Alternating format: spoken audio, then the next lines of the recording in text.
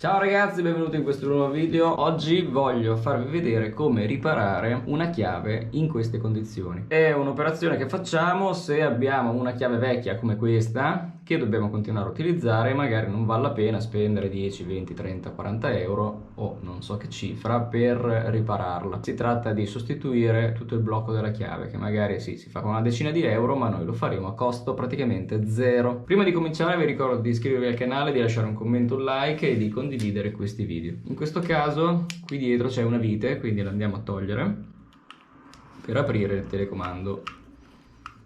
Questi telecomandi sono fatti a incastro, di solito da qualche parte c'è uno scanso come in questo caso qui. Basterà mettere qualcosa in mezzo per aprire tutto. Stessa operazione si fa per sostituire la batteria. Qui abbiamo il circuito, qui abbiamo la batteria che lasciamo dov'è e qui abbiamo la parte di telecomando danneggiata, vedete?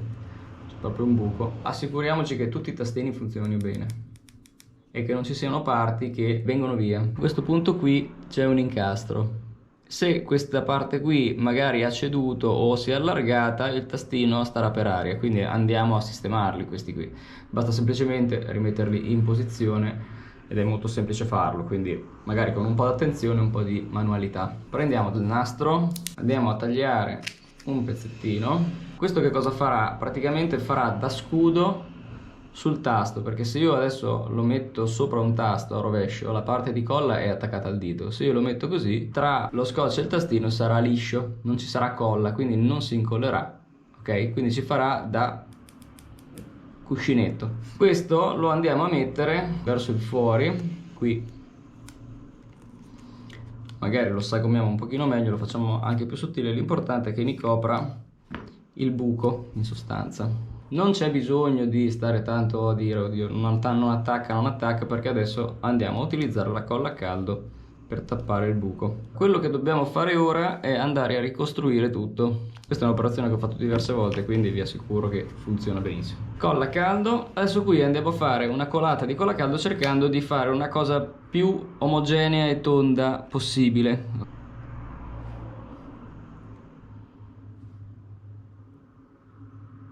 Cerchiamo di assestarla, non esageriamo e andiamo a coprire tutti i buchi che troviamo, anche un pochettino di più, così siamo sicuri che il tasto nuovo sarà in fuori come vogliamo. Ok, diamo anche una sbattuta, vedete che già il tasto è ricostruito. Adesso lo facciamo asciugare. Ho la colla a caldo trasparente che in realtà sul mercato e nei vari brico si trovano anche quelle colorate, quindi magari colla a caldo nera, scotch nero e già si vede di meno. Dopo qualche minuto, una volta che la colla si è raffreddata, il risultato è questo. Allora si opacizza leggermente perché la colla si solidifica, quindi torna più o meno allo stato iniziale, che è questo. Il risultato è questo qua. Si può fare anche meglio, adesso a me è venuto abbastanza bene, sinceramente. Andiamo a provare i tasti e dobbiamo sentire quindi il click del tastino sotto, perché sui tasti normali fa così, su questo è uguale, ok? Quindi abbiamo sostituito praticamente il tasto a spesa zero e funziona, funziona benissimo perché è uguale a tutti gli altri. Ragazzi, spero di essere stato utile. Vi ricordo di iscrivervi al canale, lasciare un commento, un like e di condividere questi video. In descrizione troverete tutto il necessario per fare questo tipo di operazione e altri link interessanti come il noleggio a lungo termine e tante altre cose, quindi vi rimando ai link in descrizione. Noi ci vediamo alla prossima. Ciao ciao!